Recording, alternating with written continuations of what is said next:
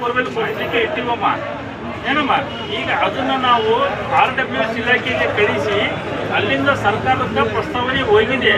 ನಮ್ಮ ಒಂದೇ ತಾಲೂಕು ಊರಿಂದಲ್ಲ ನಿಮ್ಮಂತೆ ಎಲ್ಲ ನಮ್ಮ ತಾಲೂಕಲ್ಲಿ ಎಲ್ಲೆಲ್ಲಿ ಸಮಸ್ಯೆ ಆಗೋಲ್ಲ ಅದೆಲ್ಲ ಹೋಗಿದ್ದಾವೆ. ನಿನ್ನೆ ಇದ್ರ ಬಗ್ಗೆನೂ ಚರ್ಚೆ ಆಗ್ಯದ.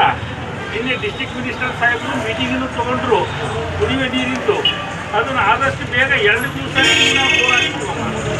ಆಯ್ತಮ್ಮ. ಏನಮ್ಮ 2 ದಿವಸ ಸ್ವಲ್ಪ ಅಡ್ಜಸ್ಟ್ ಮಾಡಿರ್ತಾ ಇದೆ ದಯಮಾಡಿ. 2 ದಿವಸದಲ್ಲಿ ನಾವು ಸ್ವಲ್ಪ ಹಂಗೇನಿಲ್ಲ.